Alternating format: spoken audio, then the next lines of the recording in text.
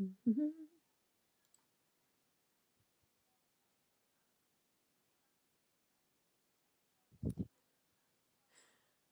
Brent, you are indeed first, and as I usually say when not accidentally starting live streams, allegedly we're live.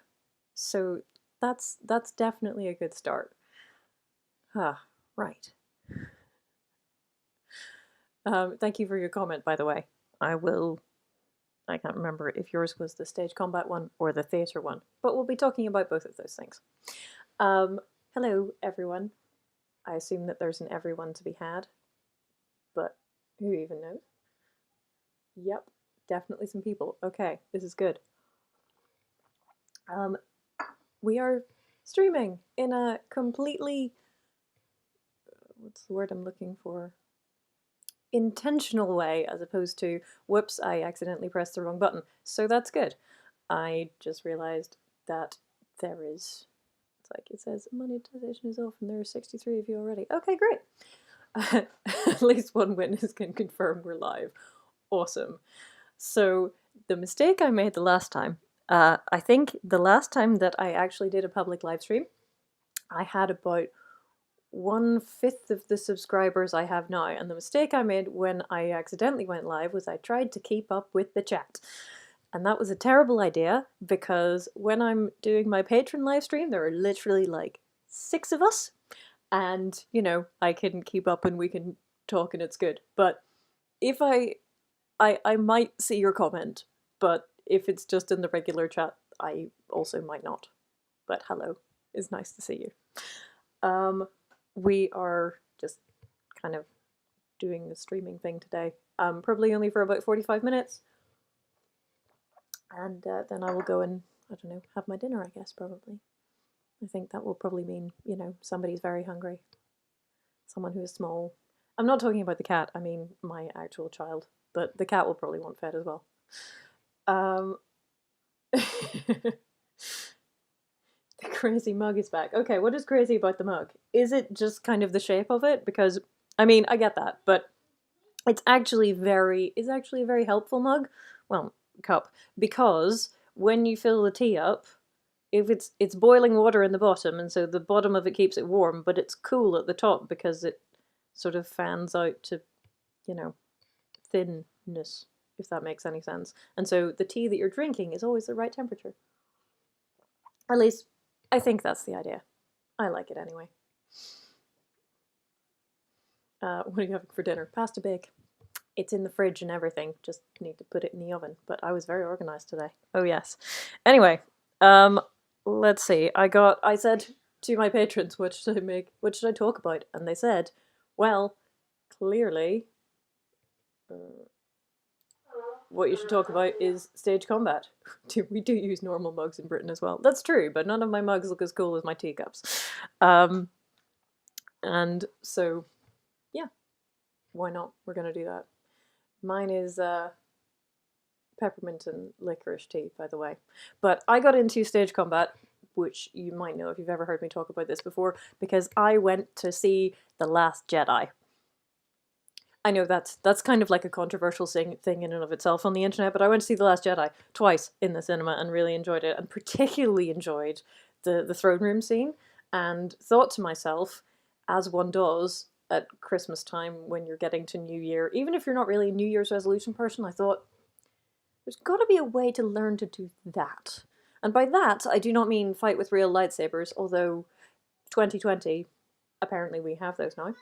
But but instead, I thought there must be a learned way to like pretend to fight with lightsabers, which meant that I ended up googling stage combat near me, and it said, "You want to go to London?" She said the forbidden name. Yes, indeed. Lemon ginger and honey tea. No, I don't like ginger at all. Which is funny because I am ginger, but there you go. So I googled stage combat near me, and then it said basically you got two choices based on where you are. You can go to London, or you can go to like the back end of Kent. And I live in Kent, but not that particular part of it. It's like there's a week-long intensive stage combat course, and they teach you like the basic, and I was like, wow. And they have a film course, and then I went and looked at it, and it said, we will not teach you the film course unless you are already advanced level. I was like, well, I could learn the basics. So that was what I did in the summer. I went to Sandwich, which is a very nice little town in Kent, and stayed in a boarding school, which was, yeah. And then you get all your food, and you learn stage combat, and it's just amazing. Ginger tea would be cannibalism. So I went and I did the basic level, which you learn 3 different things with a board called the APC, the Academy of Performance Combat, which oversees these things in the UK. One of the bodies that oversees these things in the UK. As of now, I think there may be 5 different boards in the UK. There may only be 4, but I think there are 5. I think the whole of North America has 1 exam board, but in the UK we just can't decide who's going to do things. So you have the BADC, the APC, ACT, there are loads of them, is what I'm saying. But there we go. And so I kind of got hooked because it's really fun. It's kind of like learning martial arts, except sometimes you get to win even if you're really terrible at it, which is a bonus for me, and also acting. So that was really great. And having done that, I was like, oh yeah, acting. I like acting. I remember this, which is how I ended up like in a random play by a local author called Henry's Last Party, because the year after I went, you know what I'd like to do? Some acting. They didn't, there was nowhere in the play that anybody did any sword fighting. So that was sad. But it was still really fun. And then I was like, oh, they're also doing Jekyll and Hyde the musical in Margate, which is also in the back end of nowhere, just so you know. And they were like, yeah, would you like to be in the chorus? You can provide about 40% of the volume on your own. Okay. And I did, and it was great.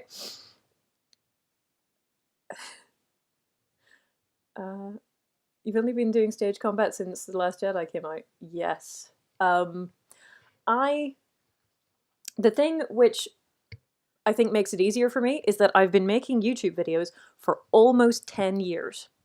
And also I have done a lot of teaching, like in my real non-YouTube life. Regardless of what other jobs I've had, I have also generally done tutoring. And then when I was a youth worker back in ye olden days, I did a couple of, I did class teaching every now and again. They were like, yes, come into school and tell us something. Like, okay, great. So did I ever get to do any sword fighting on stage? No. I spent 7 years doing karate, but karate means empty hands, so I never used any weapons. Sad, but you're probably really good at karate, having done it for 7 years, If you could recommend a sword to start practicing with, what would you recommend? For stage combat, or something like for stage combat specifically, if you want one to practice with, fencing sword, like an épée. I don't know. I don't know generally. Like, I have quite a few HEMA friends because apparently there is some crossover between the HEMA and stage combat communities, but for stage combat, the thing you use most often, like in all of those Shakespeare plays and whatever, is basically you just use fencing swords. They might fancy them up a bit by changing the handle, but that tends to be what you use.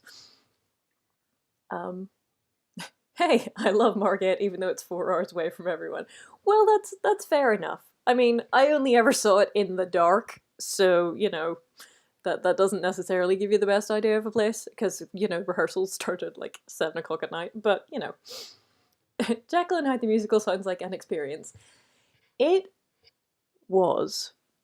Yes. I had never been, I am, let's see, I am 34, so I guess I was 33 when I was 33 years old. I've never been in a musical before, ever, and so I was like, is this, every time we did something, I was like, is this normal for musicals? Or is this or is it just, I don't know.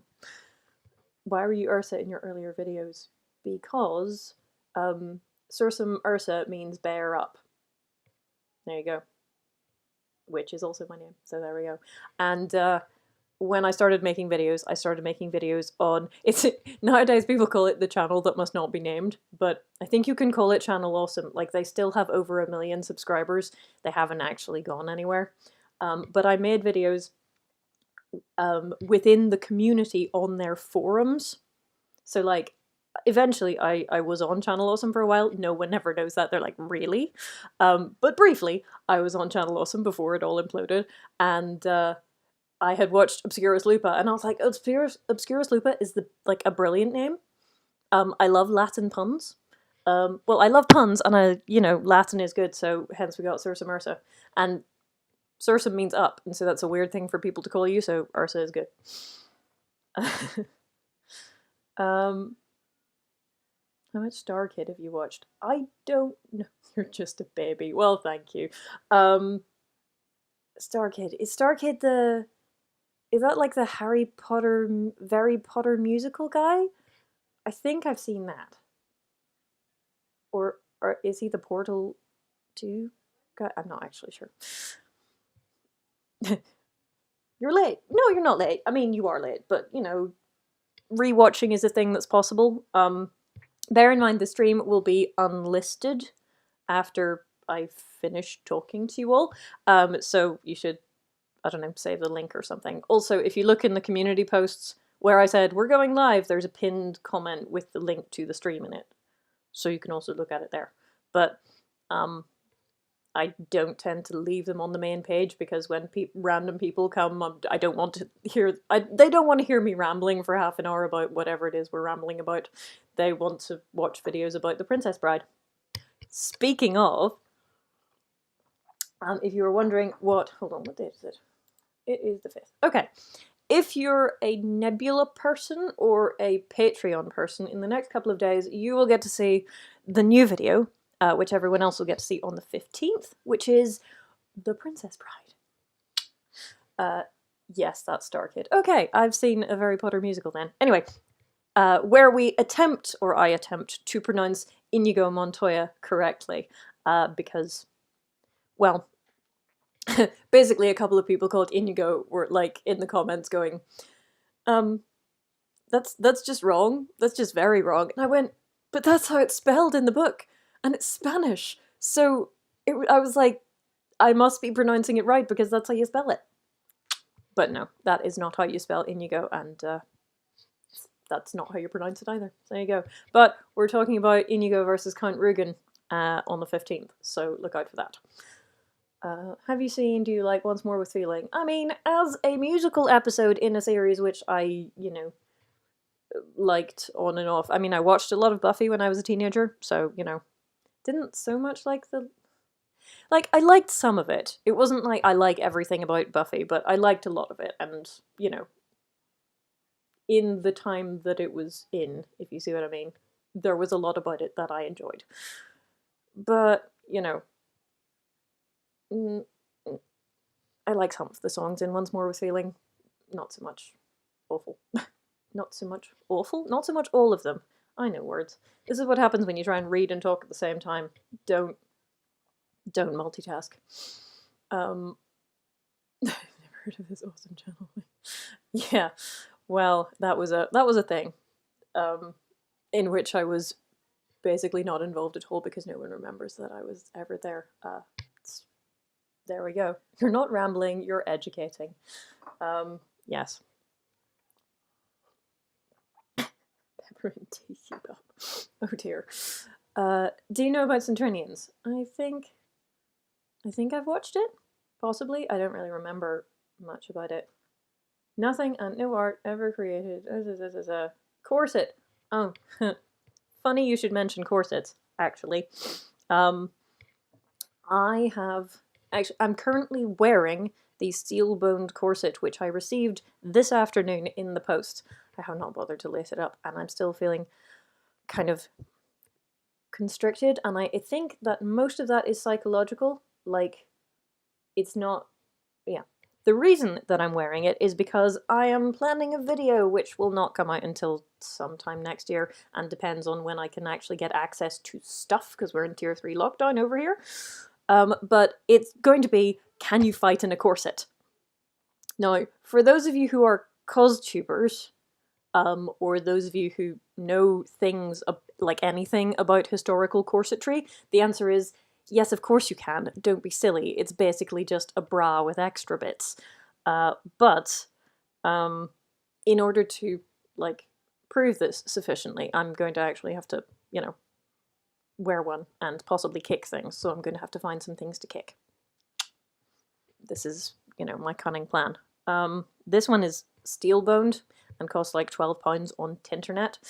But, you know.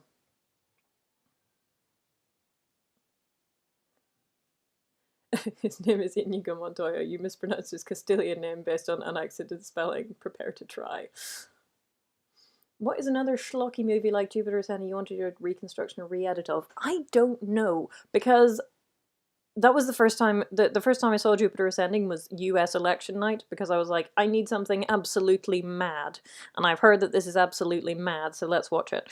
But I'm not really sure. I really enjoyed doing it, like the fixing up the fight scenes and stuff, though it took quite a long time to edit, but you know, it's good. Kicking for science. You can kick your husband. I'm not going to kick my husband. The joy of historically accurate corset. I do not have an historically accurate corset. I do not have that kind of budget.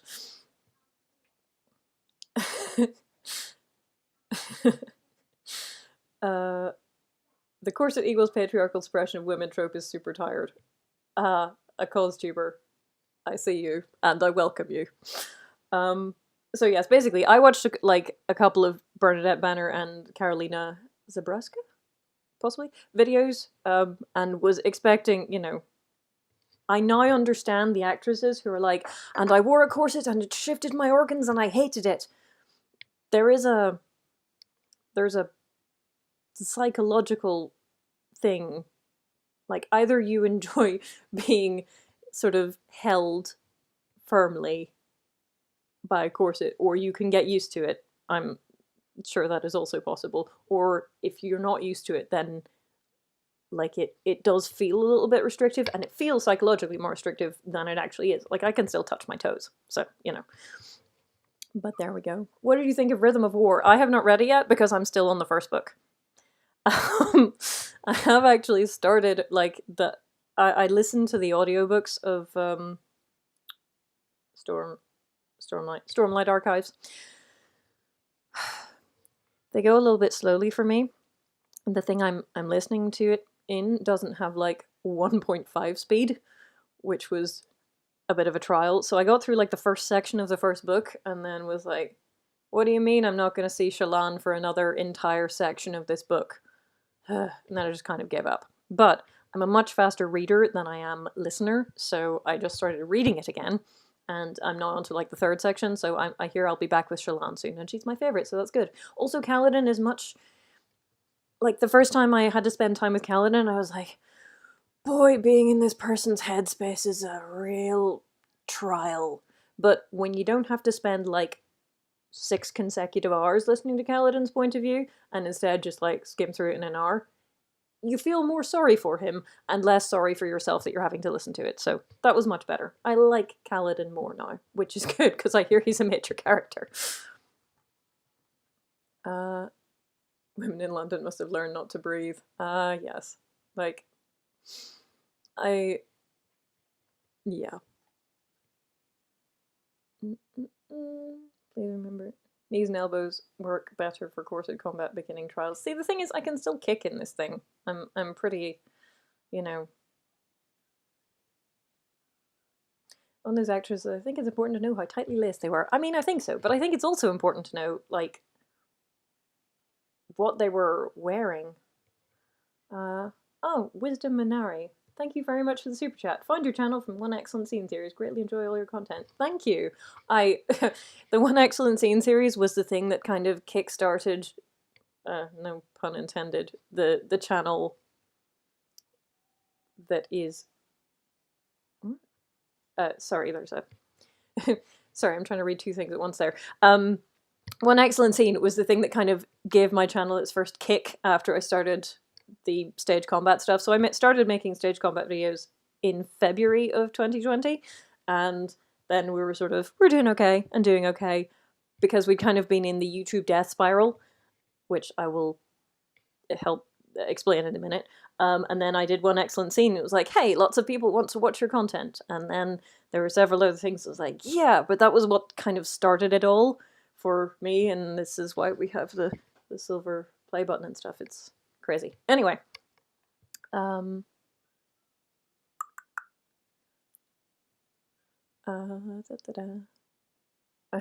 reading those books right now, and I think they're far too long for their content. I sometimes wonder if fantasy authors to get successful start to believe they don't need editors.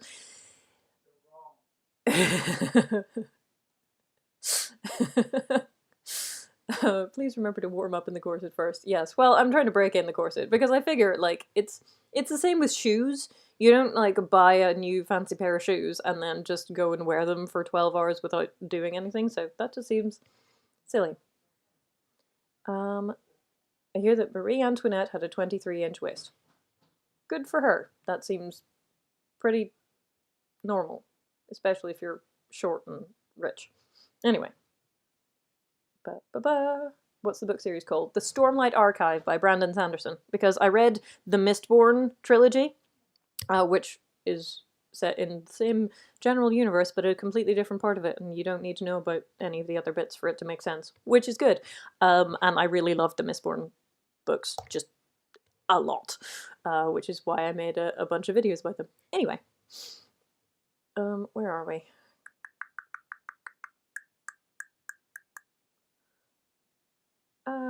So many things. Okay, must not try and keep up with the chat. That's a terrible idea. Okay, too much information. Somebody mentioned Zorro though. I do have a video which is coming out next year, which is themed around Zorro. And to that end, I just got in the post yesterday. It's been a buying things on eBay kind of week. A Zorro hat, which apparently is called a Cordobés. I learned that this week, or probably last week when I bought it, but still, Zorro. Oh, you mentioned the YouTube death spiral. Yes, I did. Yes. I'm glad that other people are helping people in the comments. This is good. This makes me happy. Yay, Zorro. Nothing major happened for 18 pages. YouTube death spiral. Right, okay. So, let's see. In 2018? Something like that. Like, in October-ish of 2018, I hit 10,000 YouTube subscribers. And by February of 2020, I had 20,000 YouTube subscribers. Which is double, which, you know, seems quite a lot. I was not displeased with that or anything, but I was finding that even though I had a whole bunch of YouTube subscribers, when I released a video, I would consider it to have done really well if it hit like 1,000 views overnight, which is only 5% of your potential subscriber audience has actually watched this. And part of the reason for that is a thing that I call the YouTube death spiral, which is basically you make content and maybe you gain some subscribers, or you know, one video in particular does very well or something like that. What happened with me particularly was that I had the 31 logical fallacies in 8 minutes video. So that is nothing like any of the other content on my channel. And so people would subscribe based on that video, not having looked at anything else. And then they'd be like, I don't really want to hear about The Incredibles. I thought you were going to talk about straw man fallacy or something. So that means that when YouTube pushed my new content to them, they wouldn't want to watch it, and so they wouldn't click on it, and so YouTube would stop pushing my new content to them, etc., etc.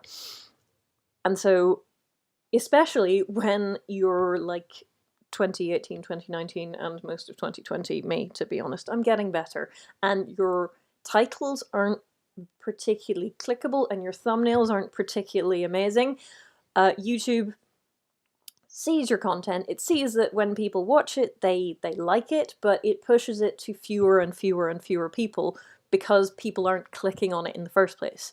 Like, when they click on it, they'll watch basically the entire thing. I used to have the most ridiculous retention rates. Like, you know, you get to the, you get to like the end of the video and 70% of people are still watching. That's amazing. Except, not very many people were watching. And so, to break out of, when I started making stage combat videos, part of the thing that I was trying to do was to make the titles really clickable and to make the thumbnails really, really good, because you need to break out of this, oh, Jill has put up a video, but we won't show it to very many people because not very many people want to click on it, kind of thing. And so then you have to break out of that cycle and find something that your audience really likes and really wants to click on. Which worked, but, you know, and I sometimes think kind of entirely by, it's not entirely by chance. My thumbnails are definitely better. My titles are definitely better. I know I have a few people who I go to when I have, you know, thumbnails and be like, this is what I'm thinking. And they're like, you need to make that bigger. That doesn't work at all. That's pretty good though, which is a big help. The art of the clickbait. Exactly. Like, not only do you have to have titles and thumbnails which people are like, ooh, I want to know about that, you then have to actually give them what they want. So when I did like the corset versus knife video, a couple of people were really like, why didn't you just stab a corset? I'm like, I don't have a corset to stab. I did it by maths and historical anecdote. But, you know, corset versus knife, that was still pretty popular. So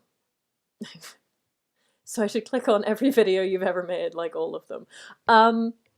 Yes, I mean, to be fair, probably you don't need to do that, but you should click on every single one that seems interesting, or like vaguely interesting, because the more you click on things and watch them, the more the algorithm is like, yeah, your chin is very shiny today. Yeah, I have 2 lights on me and also no makeup. I mean, I don't normally wear makeup in videos, but then I have 4 lights on me and they're usually further away. Spiffy Bumble Teeth. That's a great name. Thank you for the super chat. Legit super excited for corset content. Well, I've had to buy 2 corsets for this this video that I'm making about can you fight in a corset. So I'm like, well, if I had to buy them, I'm gonna get as much use out of them as possible. So one of them will be showing up in the Zorro video. Don't tell anyone. It's unfortunate that YouTube has to be gamed so much. I mean, that is true, but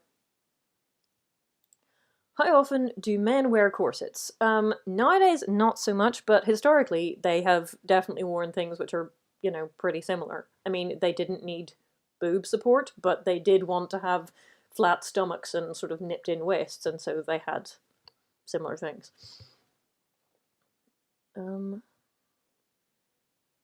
Combat corsets, yep. Begin all titles, you're not, and everyone watches. Interesting. Like, you're not what? I remember I have a friend who said, I saw an advert, just some random leaflet on the street, and it said, you care about X, you just don't know it yet. And he said, I don't know, I feel like I'm the kind of person who's just like, no, I aggressively don't care about X now. Even if it's actually, you know, a good thing, because I don't want to be marketed to like that. Ruby, I assume that's how it's pronounced. I feel like I've seen something of Ruby, but like 1 episode maybe. Battle corsets made of 3-inch hardened steel. I feel like that would be very, unfortunately heavy. But it is like a YouTube goal of mine to get Arm Street to sponsor one of my videos and possibly to send me like a suit of armor. No idea how I would achieve that, but you know, it's one of those out there kind of life goals. Corsetry for men is growing again. There you go. You're not going to not hit this video. Not. That sounds like an excellent title, if a very confusing one.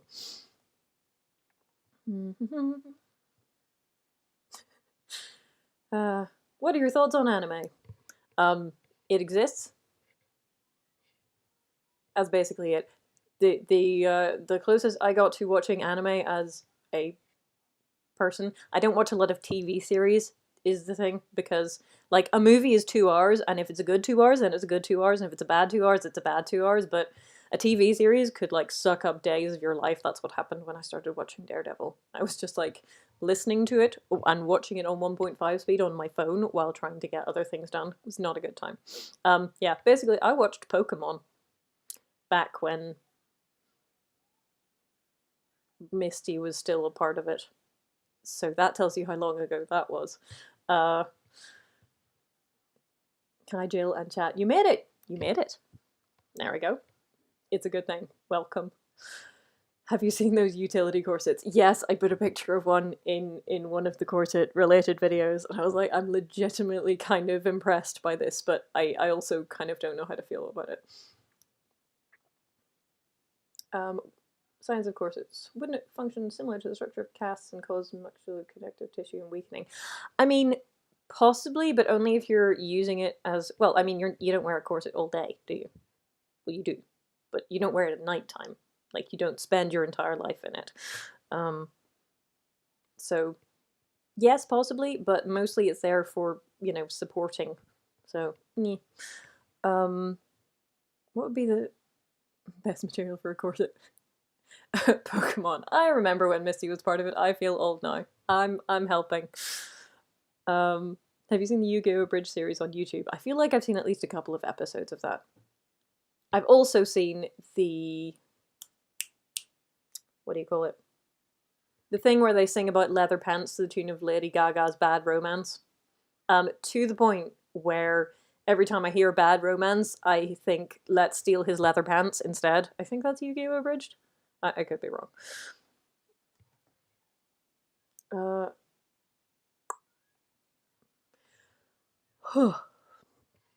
I'm terribly awake.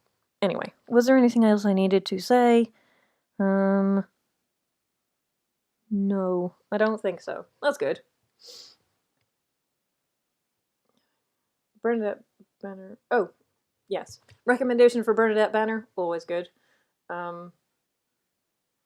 What would be the best material for a corset meant for protection and flexibility in battle? Armor? I feel like you'd be better with armor. Yes. So I've been doing some armor-related research for a video, you know, maybe middle of next year. I'm trying to be up to date and like get ahead of myself. And mostly what I learned was that people really like to argue about armor on the internet to a degree which is hilarious. But there we go. Have you considered the final fight in Gladiator? Actually, no, but that's probably a good idea. I was told that there's a fight in Troy, which I should not miss. Unfortunately, that does mean that I have to watch the whole of Troy, and basically I've got like a third of the way through it before I got bored. I mean, there's a bit with Orlando Bloom doing something, but I don't think I've got to the bit where I'm actually supposed to watch it and enjoy it, which I think is Achilles versus Orlando Bloom's big brother. Not sure. How do you always get in my recommendations? I'm not subscribed. Adam. I don't know. YouTube is mysterious like that. It is possible that you watch something which YouTube thinks has a big overlap with this kind of thing I do. Like, every time I go into YouTube, it's like, would you like to hear about the cultural misconceptions in Mulan? Either the original Mulan or the new one. And I'm like, I mean, no, not particularly. I mean, that does sound like the kind of content I might be interested in, but usually not when I go into YouTube. I'm like, no, I'm looking for a specific thing. I don't want to, I don't want to hear about movie stuff right now. I'm trying to figure out how to fix the pilot light on my boiler or whatever. But there we go. So clearly, YouTube thinks that there's some crossover between somebody that you watch a lot and me. Who knows what, honestly. I love fantasy epics, but Troy would also bored me to death. Yeah, it's not great. It's not great. Gotta say. Is this your full-time gig? Yes, it is. since actually accidentally since lockdown. I told my job in February I'm going to leave at the beginning of April, and I did. Which meant that for the first kind of couple of weeks of lockdown, I was both working from home and doing this, and also nurseries and schools were shut, and it was a time. But yes, this is now my full-time gig, and it's flipping awesome. I mean, I know that it's like self-employment is quite stressful. I've been self-employed in various other capacities before, and self-employment can be quite stressful, but full-time YouTubing has been very good to me so far. I mean, it's only been like 9 months, but it's wonderful. Like, I really like it. It's great, and I'm very grateful for it. And to all of you for watching, because this is, I couldn't actually do it if you didn't like watching it. So, there we go. Um, you get to see almost all of Brad Pitt. Eh. It was a time, best description of 2020. Yeah, yeah.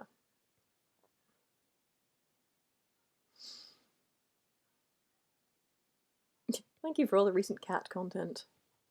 You're very welcome. I mean, I like doing polls. There are some people who are like, I like your videos, but you do too many polls. I'm trying to cut down a little bit. But when I do a community post, it's almost always a poll or a cat picture. Because the thing about polls is they're really easy engagement. And if there's an option that you quite like, then you'll click on it anyway, even if you don't have a particularly strong feeling about it. And so it gets more engagement, and so more people see it. So if I just do a text post, then nobody sees it. And if I do a cat picture, then some more people see it. But if you do a poll, then loads of people see it, because it gets more engagement, because people are clicking on things, including, I don't know who you are, why are you in my recommendations? Which I know I always have on there, because people get cross if I don't. Can we do a poll to decide how many more polls you should do? Probably not. Probably not. If only because I feel like I should cut down on them, if only because I should probably be, like, doing work instead. Because polls are fun, but they don't actually count as work. Do you speak many languages? No. I speak English. I speak... No. Speak... I say speak Spanish. I can pronounce Spanish, but all of the words are kind of gone, because I spent 2 years in Germany, and apparently my brain was like, no, we're just going to replace all the Spanish words in your head with German ones. So I speak some German. I was not enough to do a German tax return. Then again, I think many Germans find the German tax return system very confusing as well, so I don't feel too bad about that. But I speak a little bit of German, but I lived there for 2 years, and if you don't practice, it tends to go away a bit, so my German is not so great these days. Data, cats, and swords are all a person needs.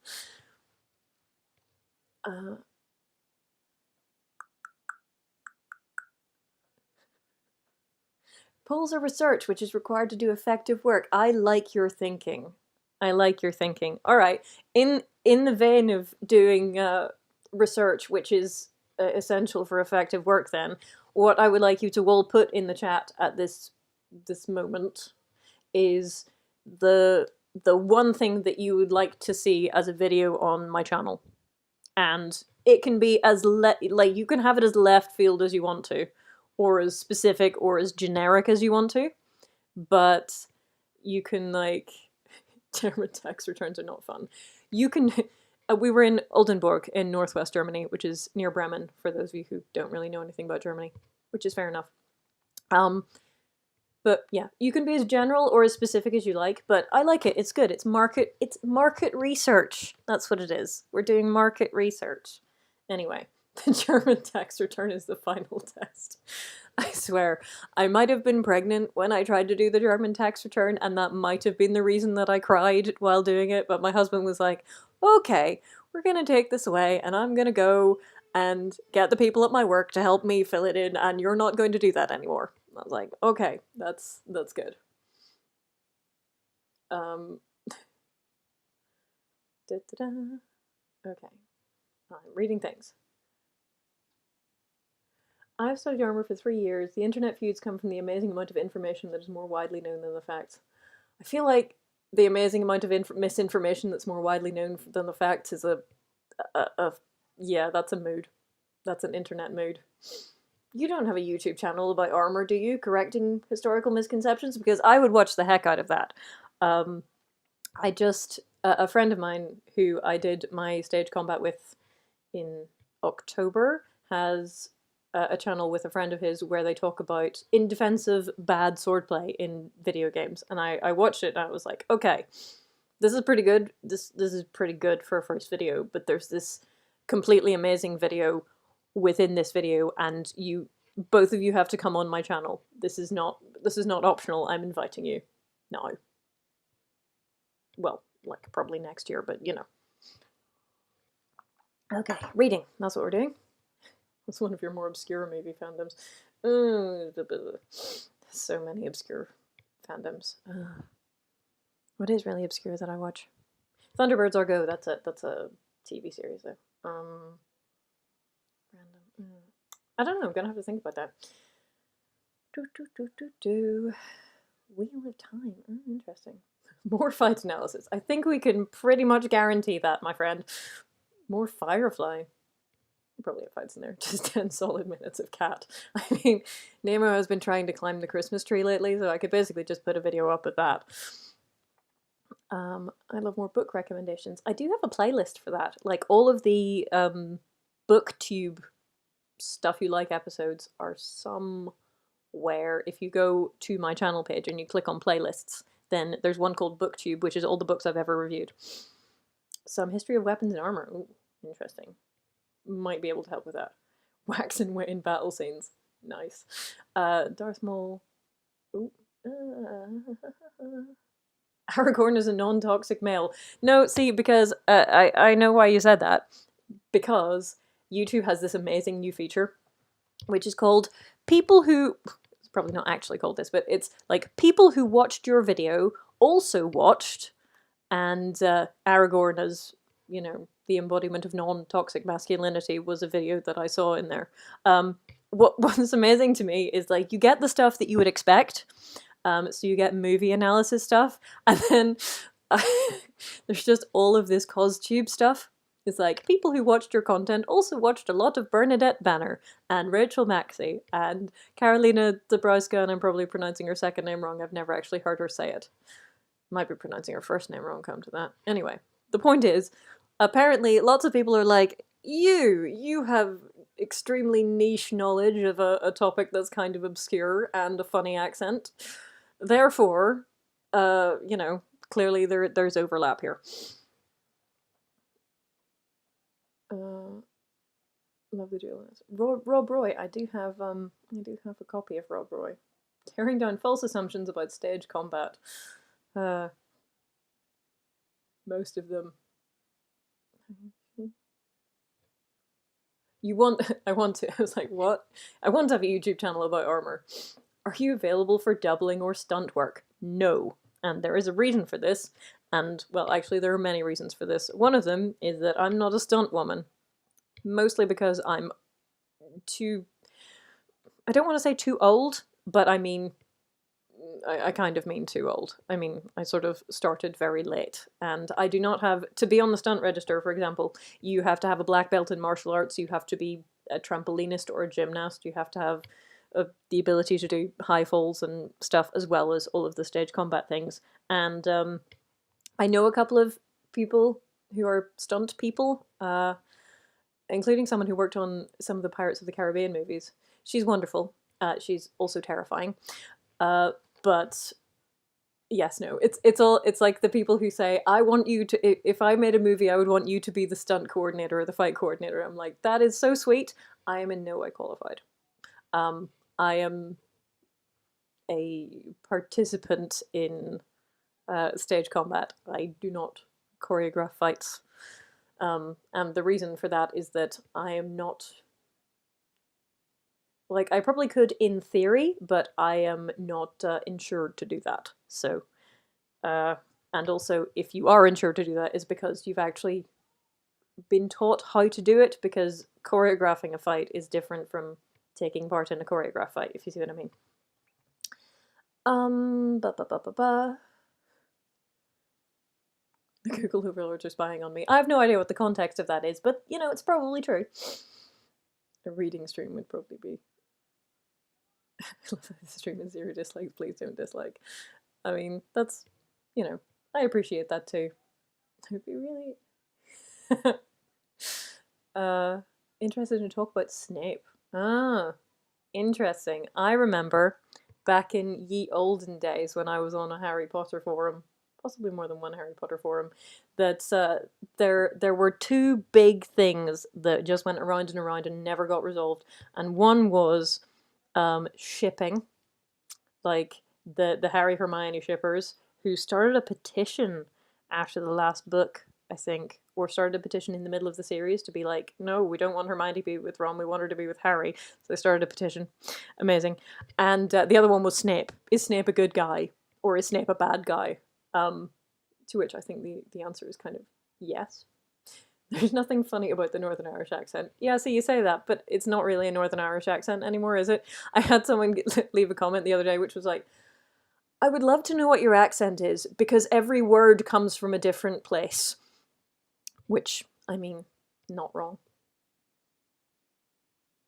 Honestly wanted your opinion as a... okay. Well, fair enough. I don't actually know very much about Aragorn, because Whisper It don't really like Lord of the Rings very much. But, you know, I could probably be persuaded to read The Return of the King again, because I remember liking that one. What did you think of season 2 of Derry Girls? I enjoyed it very much. I don't... like, it's been long enough that I don't specifically remember what happened in it, but I remember not leaving it thinking, well, that was terrible. So, you know, I was happy about that.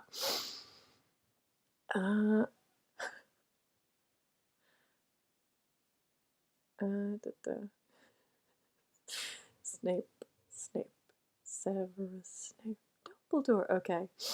Can I hire you as an actress who fights? I mean, probably you live in the wrong country, but theoretically, yes. I totally begged you as Rings fan. See, everybody does. Everyone's like, well, you're a nerd, and so therefore you must like Lord of the Rings. And I'm like, I really don't know. No. I don't... I'm not a big fan of epic fantasy, which is why I was so happy to find the Mistborn trilogy.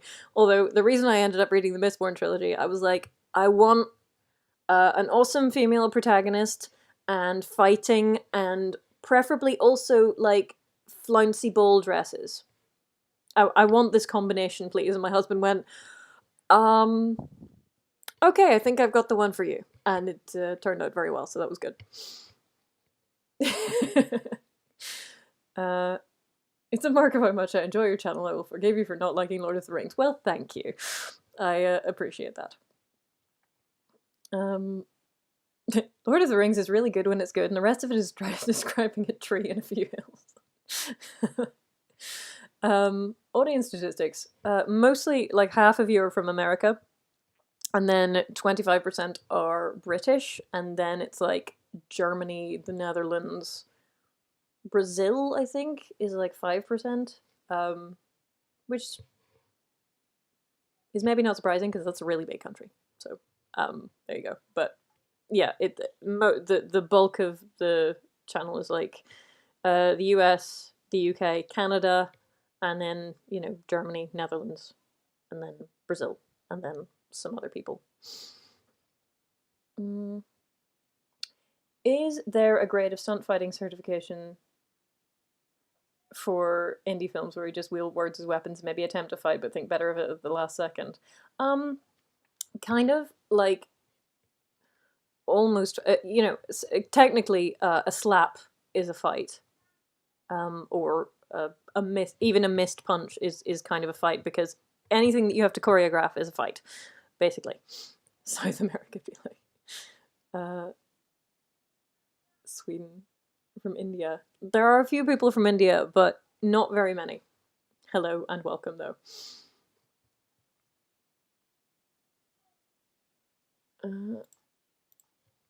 Ha, laughs in Polish. I love it. Okay, will you make any more videos about Discworld? Maybe. It's nice to see where everyone kind of comes from. Anyway, it has just occurred to me that it is 10 to 5, and so I should probably go soon. So I'm gonna do that. Let me see. I have one more question. Do you have a favorite animated sword fight? Yes, it's the last Agni Kai from Avatar: The Last Airbender. I even made a video about it. And then I got a whole load of people like going, clearly you've never watched any anime, and linking me to anime scenes, which and I was like, this is nice. This is clearly an excellent fight scene, but I have no emotional connection to any of these people. I don't know who they are, and so nope. Still prefer Avatar: The Last Airbender. Okay, thanks. Anyway, 5 o'clock tea time. Yes, when you have small people, 5 o'clock tea time is your life. On your Witcher video, you said no, it's not the gore that bothered me about The Witcher. It was I don't know. I mean, the gore was kind of part of it, but yeah, probably you're not getting any Game of Thrones videos. No. So.